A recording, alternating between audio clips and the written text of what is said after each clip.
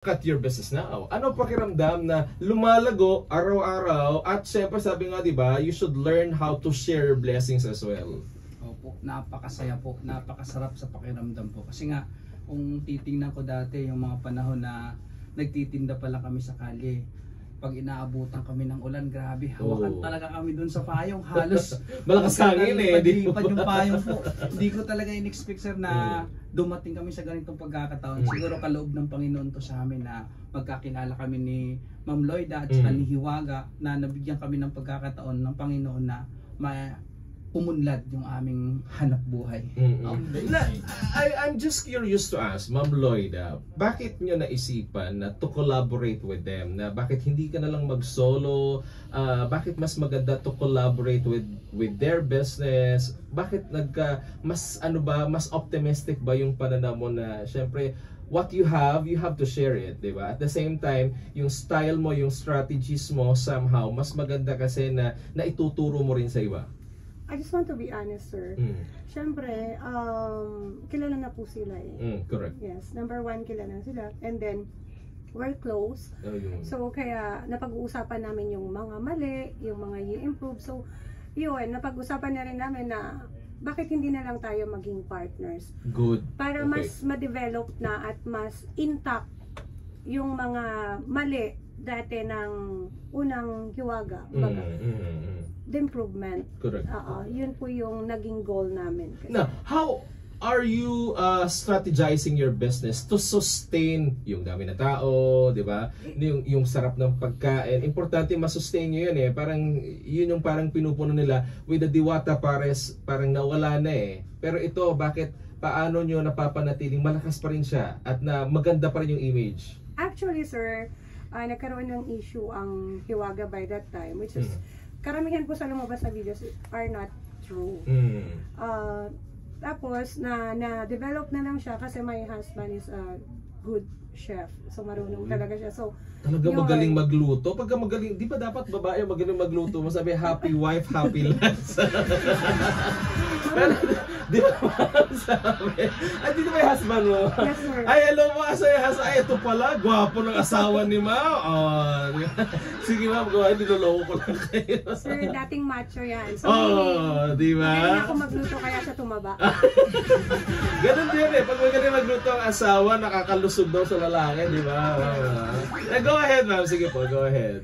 Tapos, yun sir, mahirap po mag-handle ng tao, lalo na kung matitigas ang ulo, tapos ang dami nila eh. Correct. We have 12 employees, tapos nandyan talaga yung marunong sumunod, pero kinaumagahan, hindi na naman marunong. Sobrang hirap din po. So, with regards naman sa pag-improve ng food, pinag-aralan talaga namin. Tapos, tinanong namin kay Habi na, ano ba yung maganda? Ano ba yung masarap na kailangan nating ilabas at kailangan kabaliwan ng mga tao at babalik-balik sila. Totoo yung kailangan bumalik-balik ang mga tao eh, di ba? Kayo ba, ikaw Sir Johnny, do you also help doon sa preparation ng mga pagkain? Same thing doon sa husband din po ni Ma'am Lloyda? Tama ba ako? Opo. Kasi nung nagsimula yan noon, ako talaga yung, kumbaga kasi pandemya nung mga time yes, na ano, kumbaga sirado lahat eh. Correct. Sirado lahat.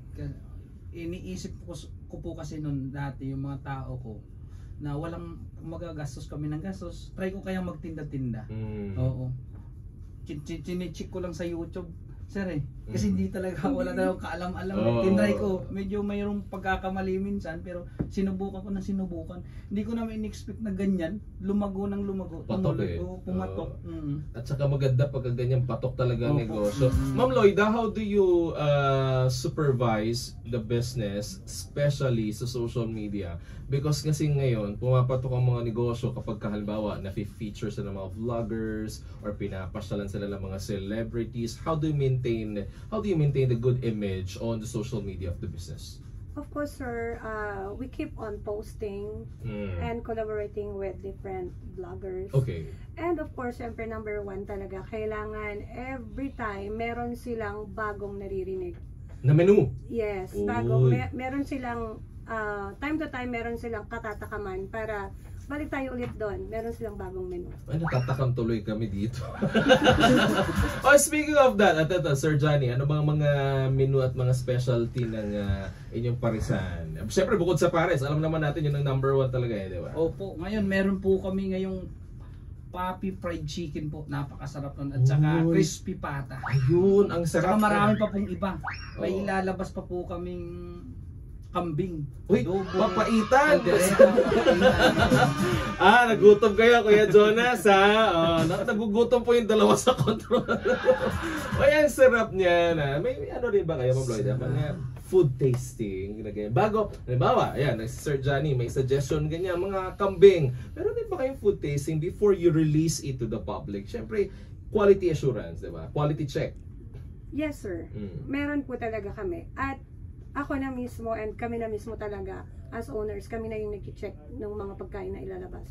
Kino-correct namin if maalat ito, kulang ito sa timpla, masyadong maanghang, or hindi maganda yung presentation niya, binabalik na namin sa mga cook. Pinapalitan na ng mas presentable at mas masarap. Oh, so that's good kasi talagang quality yung pagkain. Now, how do you deal with your clients, with your customers? May mga customer na may demanding, may customer na akala mo 1 milyon ang binayarang pares. How do, di ba, totoo how do you deal with those kind of customers? For me, sir, bilang isang maliit na negosyante, parang hindi tama sa akin yung customers always right. Yeah. Minsan meron talaga silang pagkakamali, kaso lang, bilang business owner, kailangan bukod sa mindful ka, mahaba dapat yung pasensya mo. Tama. Hindi pwedeng kung mataas na yung ego ng customer mo, mas mataas yung ego mo. No? So, ang ginagawa na lang po namin, yun sir, inaayos na lang namin yung mga simpleng aberya. That's nice. How about Sir Johnny, kayo? Kasi minsan, di ba, may mga customer din tayo na minsan, based from your personal experience, nung nagsisimula pa kayo noon. Grabe. Kasi meron kasing customer, lalo pat madaling araw, may mga lasing, mahilig sa sabono po. Talagang kailangan mo mabaan yung pasensya. Minsan nagdadabog pa eh. Kaya ikaw naman kasi, sorry ka na lang ng sorry hanggat maaari, pwede mong palitan na lang para maging maayos lang. Kasi ang hirap po kasi makipag-away. Mahirap talaga. Now, is your store 24/7 open? Pero may oras naman nagsasarado din kayo. Kasi lalo pag umaga, medyo tulog naman. It's 24/7 open, sir. Pero kapag, syempre, pag may mga typhoon like that, wala kasi wala ring customer. Tsaka talo kami sa puso. Oo, totoo yun. Talo kayo talaga. And before we end, sorry, ang bilis ng oras natin, mama. I hope sana makabalik pa kayo. What is your message na lang? I still have a minute. Ano po mensahe ninyo sa mga nagpaplanong pumasok sa pagnenegosyo, nagdadalawang isip na magnegosyo, at natatakot na sumugal sa pagnenegosyo? Ma'am Lloyd muna, go ahead. To all, sa lahat ng mga gustong magtayo ng maliit na business or mag-start, huwag po kayong matakot. Parang subok lang until kung ma-fail man kayo, it's okay. It's part of negosyo. Correct. Parang kapag pumasok ka kasi sa business, it's a gamble. Parang pumasok ka sa sugal. So, it's up to you to win or lose. So, kailangan mo na lang tanggapin yon. But, mas maganda kung ibibigay mo yung best mo for the success. Tama. How about you, Sir Johnny? Opo, sa lahat po ng papasok sa maliit na negosyo o gustong magnegosyo, unang-una sa lahat, kailangan nyo munang manalangin sa Panginoon. Mahalin nyo yung pamilya nyo, higit sa lahat, bago kayo magsimula, kailangan syempre, aralin nyo muna. Kasi nga, hindi pwedeng dire-diretso ka lang, pero kailangan mo pa rin ng sipag at tiyaga. Kasi nga, tulad ng nangyari sa akin, although syempre, sinipagan ko naman, lahat ginawa ko naman kasi syempre meron pa rin sila nasisilip na butas. Kaya ang masasabi ko lang, kailangan detalyado ang bawat galaw nyo. Kailangan suriin nyo ng maigi na hindi kayo masisilipan, lalo pat lumalaki yung hanap buhay nyo. Ayun! Ay, nako!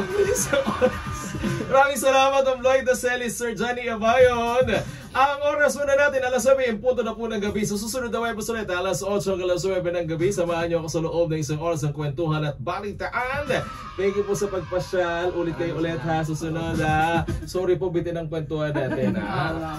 Muli ako po si Wes Kajama at magandang gabi po sa inyong lahat.